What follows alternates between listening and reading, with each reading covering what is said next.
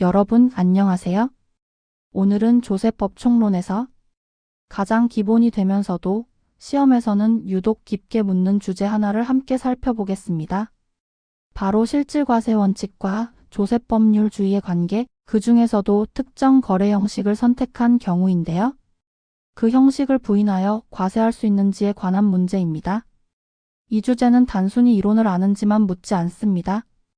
조문, 원칙, 판례의 태도를 하나의 흐름으로 이해하고 있는지를 확인하는 문제입니다. 그래서 오늘은 처음부터 끝까지 하나의 논리로 이어서 정리해 보겠습니다. 이 영상 하나로 단독형 서술 문제는 물론이고 결합형 문제 그리고 판례의 취지를 설명하라는 문제까지 모두 대응할 수 있도록 구성했습니다. 이제 본격적으로 시작해 보겠습니다. 조세법의 출발점은 언제나 조세법률주의입니다. 모든 논의의 시작은 헌법 제59조에서 출발합니다. 헌법 제59조는 조세의 종목과 세율은 법률로 정한다고 규정하고 있습니다. 이 문장은 단순히 세율만 법으로 정하라는 의미가 아닙니다. 조세를 부과하기 위해 필요한 본질적 사항 전부를 국회가 제정한 법률로 정해야 한다는 원칙을 선언한 조항입니다. 조세법률주의가 요구하는 내용을 정리해보면 세 가지로 나눌 수 있습니다. 첫째, 과세 요건은 반드시 법률에 근거해야 합니다. 둘째, 그 과세 요건은 명확해야 합니다. 셋째, 행정부의 재량은 최소한으로 제한되어야 합니다. 이 중에서도 가장 핵심이 되는 것이 과세요건법정주의입니다. 과세요건법정주의란 누가 무엇에 대하여 언제 얼마의 세금을 부담하는지라는 과세 요건의 전부가 법률에 규정되어 있어야 한다는 원칙입니다. 이는 납세자의 재산권을 보호하기 위한 장치이자 과세권의 자의적 행사를 방지하기 위한 헌법적 안전장치입니다. 과세요건법정주의가 요청되는 이유는 분명합니다. 조세는 국가가 일방적으로 재산을 이전시키는 강제적 제도이기 때문에 국민은 미리 예측할 수 있어야 하고 행정청이 임의로 과세할 수 있어서는 안 되기 때문입니다. 하지만 법률에 규정되어 있다고 해서 모든 문제가 해결되는 것은 아닙니다. 그 법률의 내용이 명확해야 합니다. 이것이 과세요건 명확주의입니다. 과세요건 명확주의란 납세자가 법률 문헌만을 기준으로 자신에게 조세가 부과되는지를 합리적으로 예측할 수 있어야 한다는 원칙입니다. 물론 현실의 모든 상황을 법률로 완벽하게 규정하는 것은 불가능합니다. 그래서 일정한 해석의 여지가 존재하는 것 자체가 곧바로 명확성 원칙 위반이 되는 것은 아닙니다. 판례 역시 통상적인 법 해석을 통해 의미가 확정될 수 있다면 명확성 원칙에 반하지 않는다고 보고 있습니다. 문제가 되는 것은 행정청의 판단에 따라 과세 요건의 범위가 달라질 수 있는 경우입니다. 이처럼 불명확한 규정은 조세법률주의의 정면으로 반하게 됩니다. 다음으로 위임입법의 문제를 살펴보겠습니다. 조세법에서도 위임입법 자체는 허용됩니다. 다만 그 범위는 매우 제한적입니다.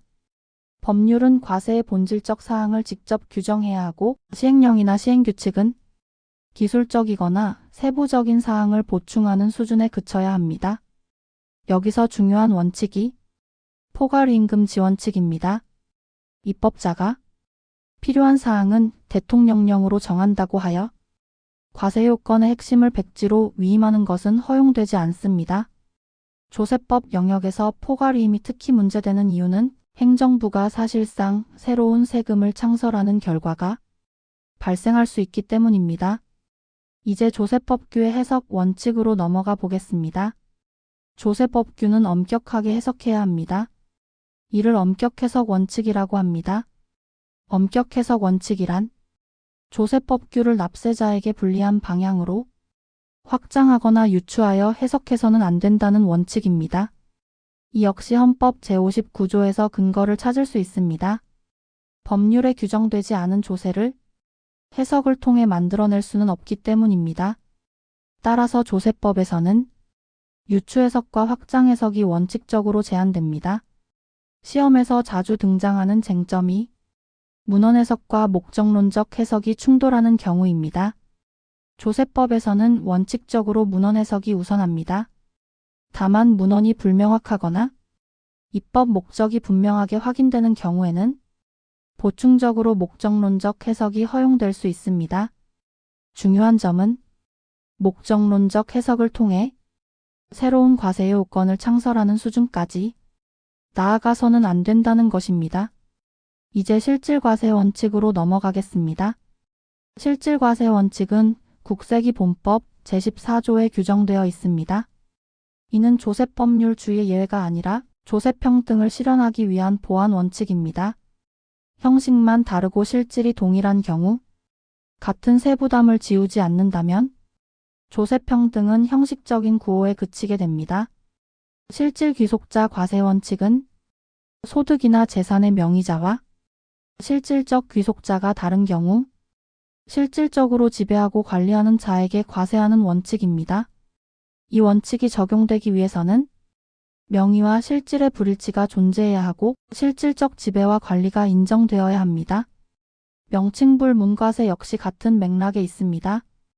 거래 명칭이나 형식이 아니라 그 실질 내용을 기준으로 과세하는 것입니다. 다만 우회거래 부인은 조세 회피 목적이 명백한 경우에 한하여 예외적으로 허용됩니다.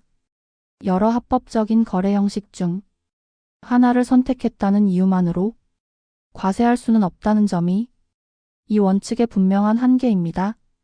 결국 실질과세 원칙과 조세법률주의는 서로 대립하는 원칙이 아닙니다. 두 원칙은 상호 보완 관계에 있습니다. 실질과세 원칙은 조세법률주의를 무력화하기 위한 수단이 아니라 형식 남용을 통제하기 위한 제한적 도구입니다. 그래서 판례 역시 실질과세 원칙의 적용을 매우 신중하게 제한하고 있습니다. 오늘 우리는 조세법총론의 뼈대를 이루는 원칙들을 하나의 흐름으로 정리해 보았습니다. 이 흐름을 기억하시면 어떤 문제에서도 어디서 출발해 어떻게 논증해야 하는지 길을 잃지 않게 됩니다. 이 채널은 단순히 외우는 공부가 아니라 판례와 조문이 왜 그렇게 말하는지를 이해하는 공부를 지향합니다. 오늘도 이렇게 연세대 조세법 스터디 위드 미와 함께 공부해 주셔서 진심으로 감사합니다. 다음 영상에서는 오늘 정리한 내용을 바탕으로 결합형 단골 문제를 실전 답안 구조로 풀어보겠습니다. 끝까지 함께 해주셔서 감사합니다.